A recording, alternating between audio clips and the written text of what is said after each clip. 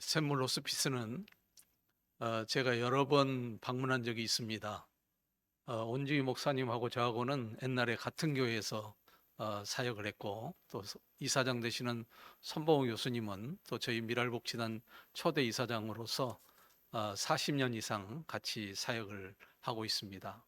또 저하고 가장 가까이 사역했던 사역자 한 분이 그 암으로 이 샘물 호스피스에서 돌아가셨고, 또 저희 어머니가 돌아가셨을 때 이 자연 장지에 저희 어머니를 모셨기 때문에 샘물 호스피스는 저희 미랄과 어떤 형제기관이라는 생각이 들어서 여러분과 함께 말씀을 나누게 된 거 정말 기쁘게 생각합니다.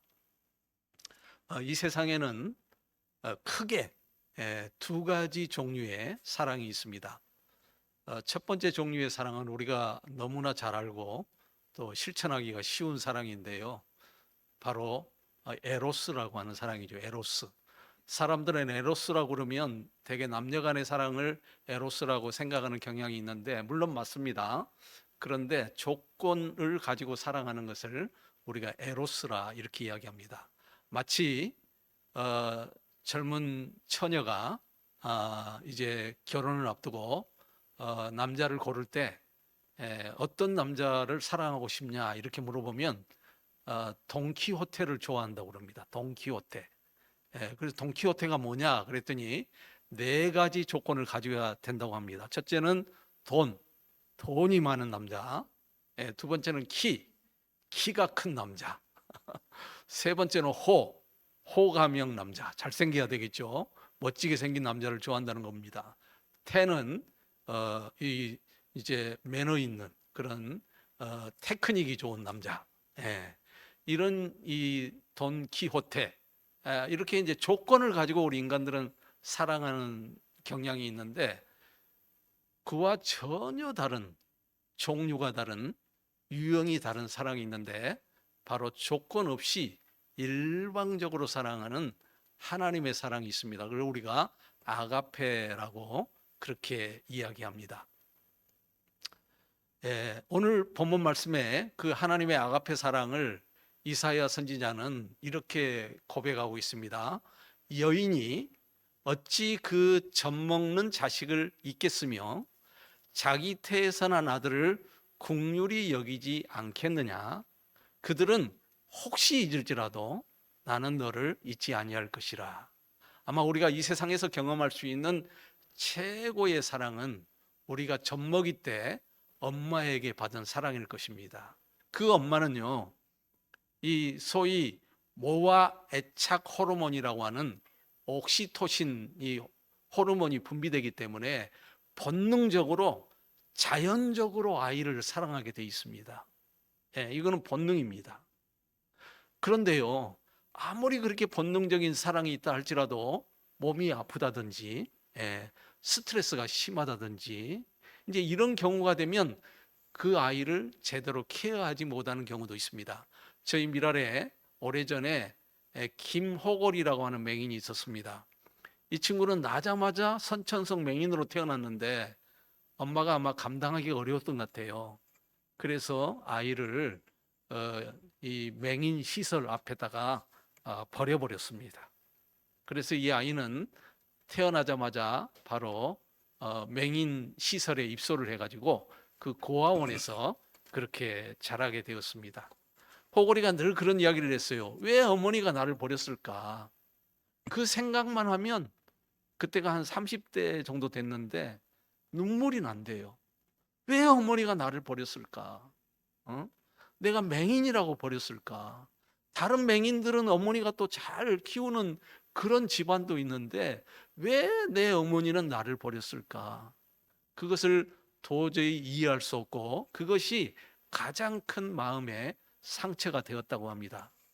그런데 어느 날 이 호골이가 하나님의 말씀인 성경을 읽다가 이 성경 구절 속에서 큰 은혜를 받고 위로를 받은 말씀이 있었는데, 바로 시편 27편 10절에 보면 이런 말씀이 있어요.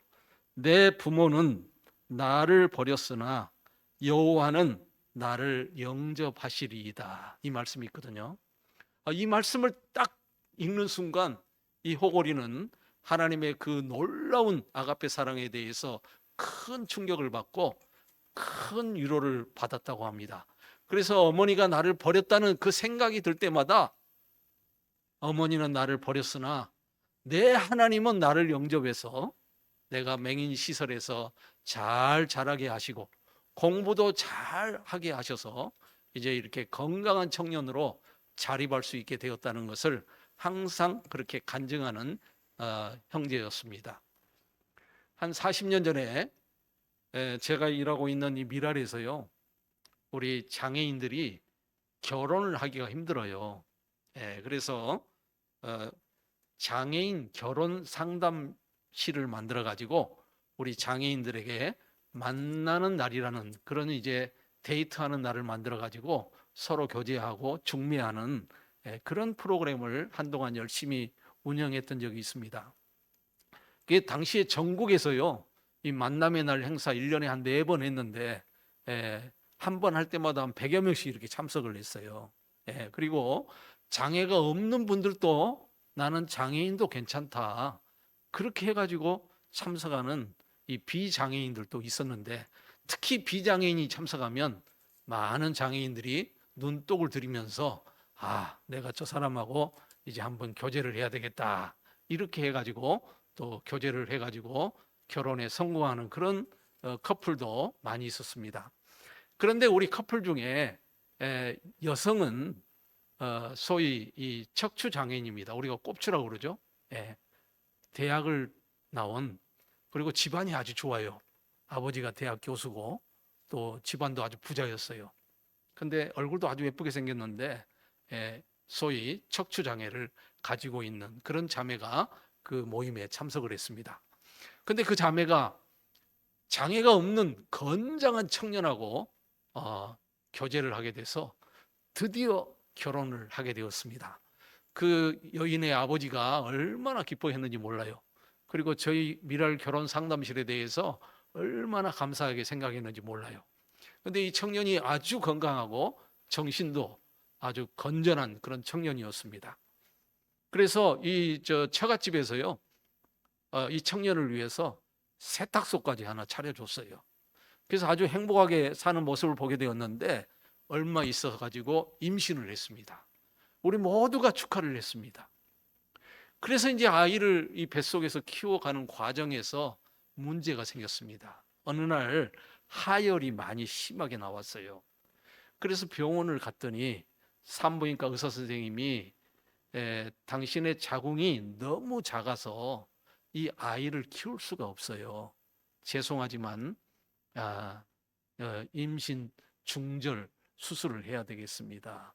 당신은 앞으로 아이를 키울 수가 없는 그런 자궁입니다. 이렇게 아주 청천벽력 같은 그런 선고를 받게 되었습니다.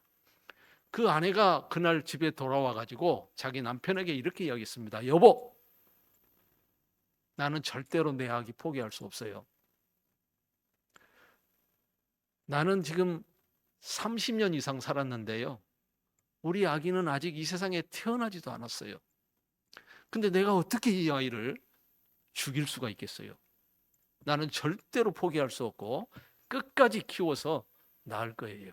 그러니까 당신도 마음 단단히 먹고, 만약에 최악의 경우가 생겨가지고 엄마하고 이 어린 아이하고 생명 두 사람 중에 한 명만 살릴 수 있다, 그렇게 하는 경우에는 여보, 절대로 나를 살리면 안 돼요. 내 아이를 살려야 됩니다. 이렇게 이야기를 했습니다. 그리고는 하혈을 함에도 불구하고 계속해서 아이를 이제 키웠지요.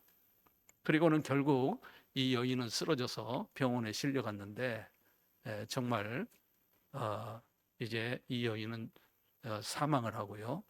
아이는 인큐베이터에 들어가 가지고 이제 건강한 청년, 지금 아마 한 40대 청년이 되지 않았을까 싶습니다.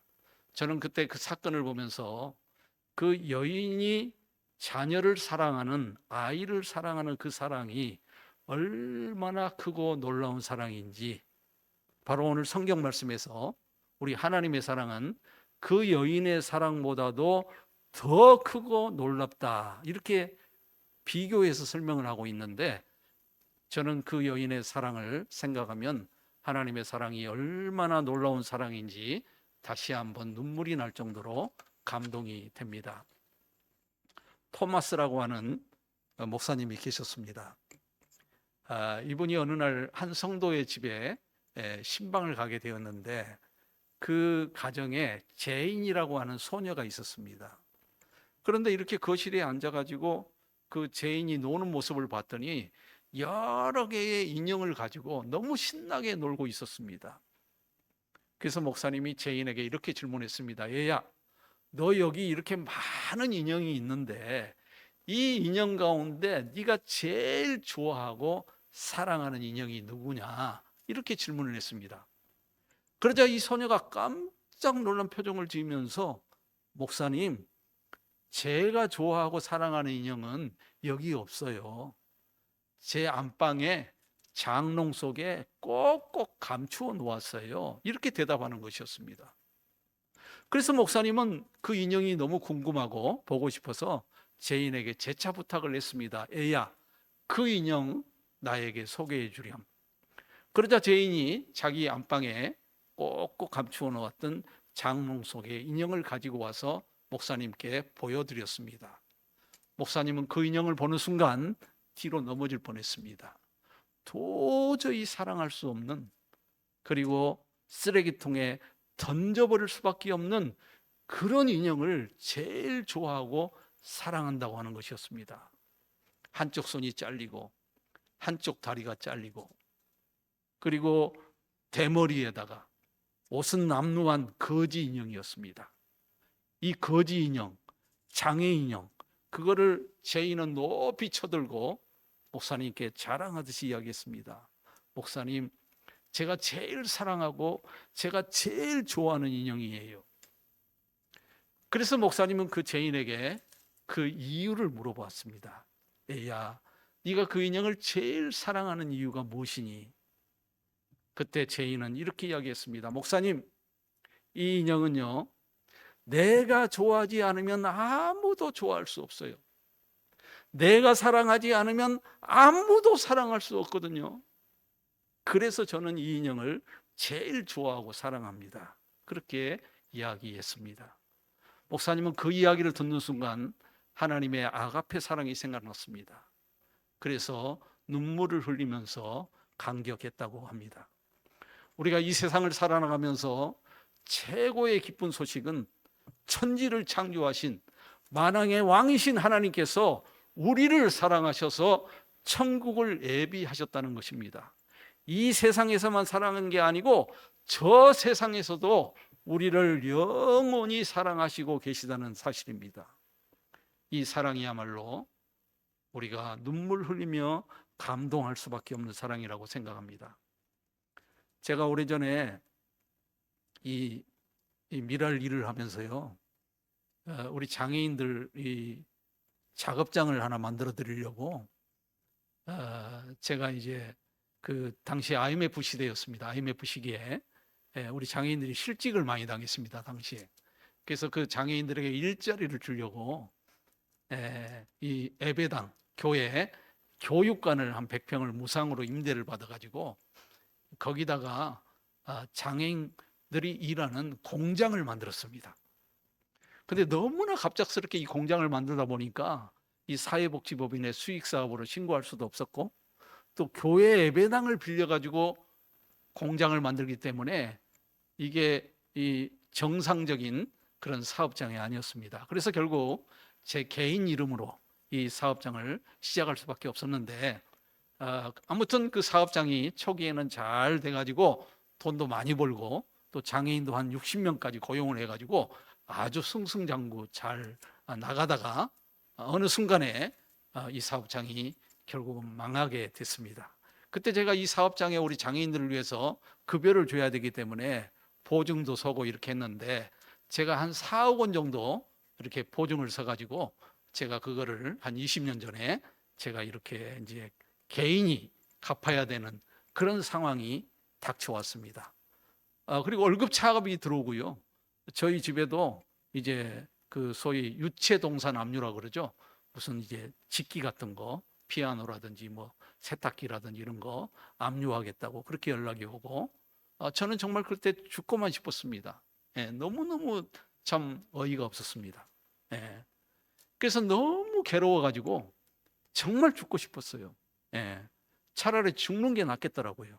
예, 그래가지고 너무 좌절하고 낙심하고 있을 때에 갑자기 제가 주일학교 때 불렀던 찬송이 하나 생각났습니다. 그 찬송이 바로 하나님이 나를 사랑한다고 하는 그런 찬송인데요. 저도 모르게 그 찬송이 생각나서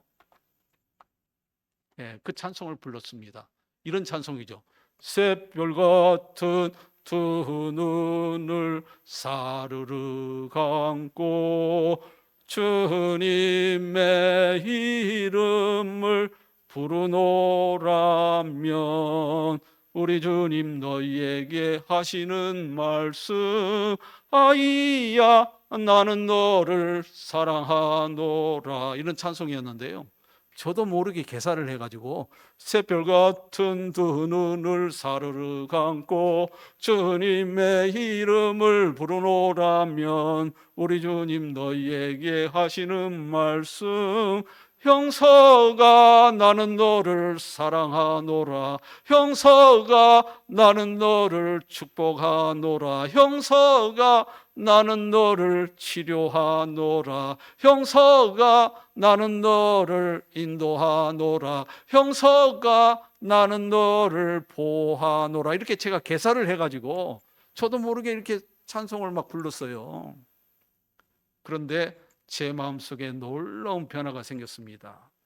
정말 괴로웠고 정말 부끄러운 고백입니다만은 제가 목사지만 자살하고 싶을 정도로 힘들었는데 이 찬송을 부르면서 저도 모르게 힘이 솟아나고 내 마음속에 평화가 찾아왔습니다. 그때 저는 이 세상에서 가장 큰 위로의 메시지, 가장 큰 능력의 메시지는 영원토록 우리를 사랑하시는 그 하나님께서 나를 사랑하신다는 메시지라는 것을 다시 한번 깨닫게 되었습니다. 그 성경 말씀에 보면 나는 포도나무요 너희는 가지니 그 성경 말씀 있잖아요. 그걸 가지고 만든 복음성가가 있어요. 나는 포도나무 너는 가지 그 사랑은 내 기쁨, 주는 포도나무 나는 가지 그 사랑은 내 기쁨, 주는 포도나무 나는 가지 그 사랑은 내 기쁨, 그 사랑은 내 기쁨. 제가 이 찬송을요 저도 모르게 또 개사를 했어요. 그래서 이렇게 한번 불러봤어요. 주는 왕 나는 신하 그 사랑은 내 기쁨, 주는 아버지 나는 아들 그 사랑은 내 기쁨, 주는 주인 나는 종 그 사랑은 내 기쁨, 그 사랑은 내 기쁨, 주는 의사 나는 환자 그 사랑은 내 기쁨, 주는 목자 나는 양 그 사랑은 내 기쁨, 주는 신랑 나는 신부 그 사랑은 내 기쁨, 그 사랑은 내 기쁨. 제가 그때 이 두 찬송으로 위로를 받고 회복을 했어요. 그러니까 저도 모르게 제 마음속에 막 에너지가 솟아오르더라고요. 그래서 제가 보증회사를 찾아갔습니다. 내가 자원봉사하다가 이런 일이 생겼는데 내 빚 좀 탕감해 주십시오. 예. 그렇게 요청을 했는데 정말 하나님께서 은혜를 베풀어 주셔가지고 그때 연대 보증인이 4명이었군요. 4명. 예. 그런데 그 보험회사가 4분의 1로 깎아주셨어요. 4분의 1로. 예. 그래서 무려 빚이 이제 이자가 붙어가지고요. 5억 원이 넘었는데 1억 한 4, 5천인가 이렇게 1억 7천인가 이렇게 너무 오래돼서 제가 정확히 액수가 기억이 안 나는데요. 그렇게 이제 깎아 가지고요.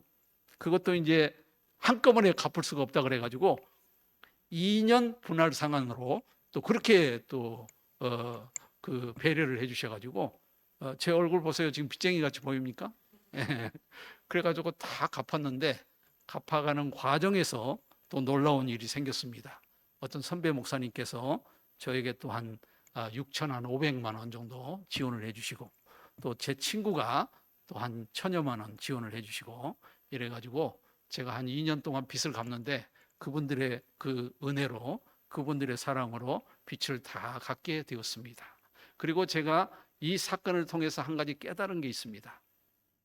어떠한 사건이 있다 할지라도 하나님이 나를 사랑하신다. 하나님이 나를 끝까지 사랑하신다. 그 사랑을 노래하고 그 사랑을 고백하고 그 사랑을 기억하면 우리가 언제라도 기뻐하며 감사하며 또 죽음이 목전에 왔다 하더라도 그 목전에서 하나님께 찬송하며 천국에 들어갈 수 있다. 이런 확신을 갖게 되었습니다. 여러분 인도에 가면 캘커타에 사랑의 선교회라고 아마 아실 거예요.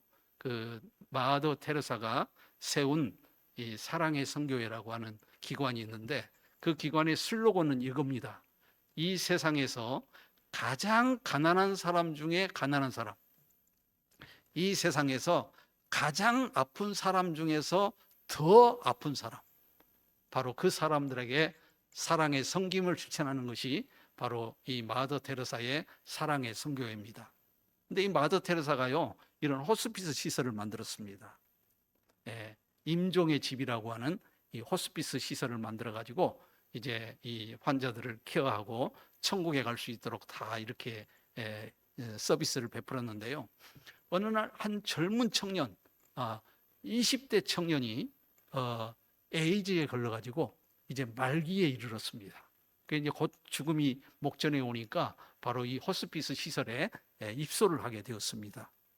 그래서 이제 수녀님들과 간호사들이 열심히 케어를 하는데 이 청년이 계속해서 그런 이야기를 합니다. 수녀님, 선생님, 저는 죽기 전에 꼭 내 아버지를 만나고 싶어요. 내 아버지 만나고 그 다음에 눈을 감고 싶어요. 제 아버지가 연락이 안 되거든요. 제 아버지 좀 만나게 해주세요. 그래서 이제 수녀님들이 백방으로 노력을 해가지고 그 아버지를 찾았어요. 그래가지고 아버지가 이제 이 아들이 에이즈 환자가 돼가지고 이제 이 임종의 집에서 죽음을 맞이하고 있다. 그 소식을 듣고 아버지가 놀래가지고 쫓아왔습니다. 그래가지고 이제 상봉을 하게 되었지요. 이 아들이 아버지 하면서 아버지 품에 안기면서 아버지 제가 참 못된 짓을 많이 했어요. 아버지 제가 정말 잘못했습니다. 아버지 저 용서해 주세요. 그러면서 아버지의 품에 안기면서 엉엉 눈물을 흘렸습니다. 그때 이 아버지가 아들아, 사랑하는 아들아, 괜찮다, 괜찮아. 괜찮아. 왜 그런 이야기를 하니? 이 아버지는 너의 어떠한 모습도 다 용납하고 사랑할 수 있단다. 하면서 이 아버지도 그 아들을 품고 통곡을 하며 울었습니다. 그리고 이 아버지가 돌아가셨는데 이 청년이 아주 그다음부터는 마음이 편안해졌어요. 그래가지고 너무 편안한 마음으로 하나님의 부르심을 받고 천국에 갔다는 그 기록을 제가 그 사랑의 선교회에서 나온 출판 서적에서 그 이야기를 읽으면서 참 감동이 되더라고요. 그렇습니다. 이제 우리가 죽음을 준비하고 또 천국 갈 준비를 하고 있습니다마는 하나님이 나를 사랑하신다. 이 말씀을 붙잡고 가면 우리가 더욱 담대하게 또 죽으면서도 기뻐하며 감사하며 하나님 나라를 맞이할 수 있을 것이라 생각합니다. 감사합니다. 기도하겠습니다.